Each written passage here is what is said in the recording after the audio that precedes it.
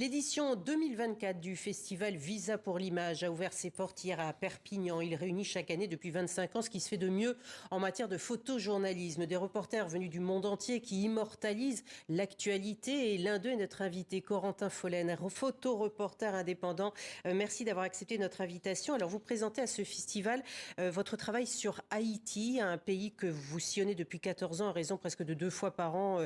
Un voyage sur place, vous vous êtes pris de passion, voire même d'amour pour ce pays. Et cette fois, ce sont les gangs que vous photographiez et surtout la terreur qu'ils font régner. Oui, malheureusement, depuis 4-5 ans, il est difficile de passer à côté de cette actualité qui se concentre quand même en grande partie sur la capitale, mais qui aura des répercussions à travers tout le pays. Donc, même si j'ai beaucoup travaillé sur d'autres choses, que ce soit les artistes, la culture, l'histoire, je ne pouvais pas passer à côté, malheureusement, parce que j'ai toujours essayé de sortir de cette vision un peu misérabiliste et violente de ce pays. Mais voilà, c'était quand même intéressant d'aller rencontrer certains chefs de gang, d'aller voir aussi les répercussions dans les quartiers, dans les faubourgs de la capitale. Et de rendre compte de la situation, ouais, bien sûr. Car c'est une réalité, en ce moment, on en a beaucoup parlé effectivement dans nos journaux, cette emprise des gangs sur la vie courante. Vous êtes d'ailleurs l'un des seuls journalistes étrangers à avoir photographié et interviewé Barbecue, qui n'est autre que Jimmy Cherizier, un chef de gang. Comment vous y êtes-vous pris et pourquoi lui en particulier? C'est le plus important sur place? C'est pas nécessairement le plus important, c'est un des plus médiatisés. C'est un des rares qui accepte de répondre à des interviews et de rencontrer des journalistes étrangers. Et il a quand même du poids, il fait partie des plus gros, donc il est le plus connu, mais c'est pas celui qui a le plus de pouvoir. Voilà, il est quand même. C'est le meilleur communicant. C'est le meilleur communicant. Il se donne un peu un rôle de leader politique, presque de Che Guevara, un peu haïtien. C'est un peu son idole. Il essaie de jouer là-dessus. C'est la communication. Comment êtes-vous entré en contact avec lui? Alors, on peut travailler dans les quartiers, accéder aux gangs et dans les quartiers tenus par les gangs uniquement grâce à ce qu'on appelle des fixeurs.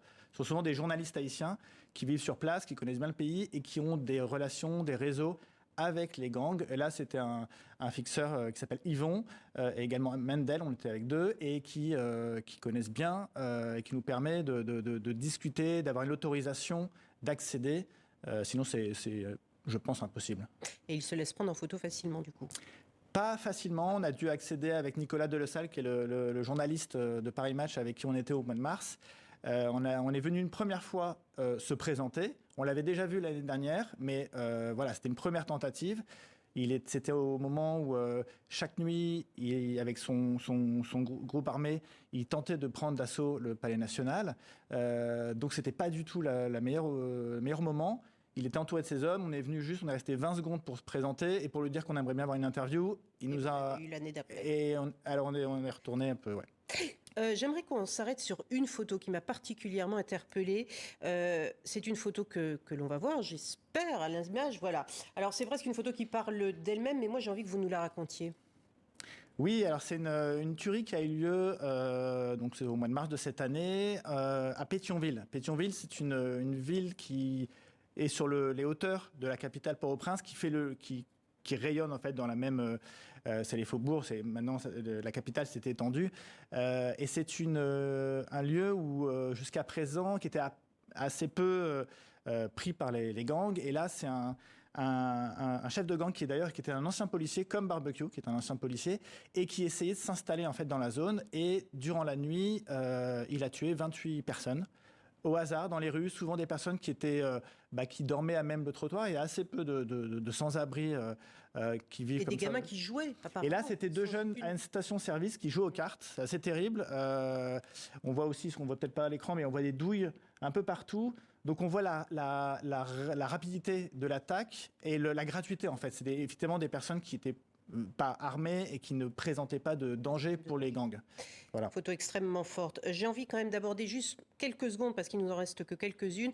Haïti, c'est pas justement uniquement ces images de misérabilisme, comme vous l'avez dit. Vous avez également sillonné toute la complexité de ce pays, l'aspect historique, culturel, environnemental, sociétal. C'est essentiel aussi. C'est fondamental. J'étais au mois de juillet à un pèlerinage vaudou et pour raconter aussi l'importance en fait de la culture, culture, des traditions, du poids de l'histoire aussi, du patrimoine historique, des artistes. Jusqu'à Christophe Colomb même. En fait, toute la déstabilisation d'Haïti commence effectivement avec l'arrivée de Christophe Colomb et continue jusqu'à maintenant avec l'ingérence étrangère, notamment américaine. Et c'est ça le gros drame. Le premier drame d'Haïti, c'est pas les gangs, c'est toute cette ingérence qui fait que ce pays n'arrive pas à être totalement indépendant et à une dépendance avec sa fois politique, humanitaire, et qui modifie et dont les conséquences sont les Haïtiens. Le peuple haïtien, lui, le paye le premier. Ouais.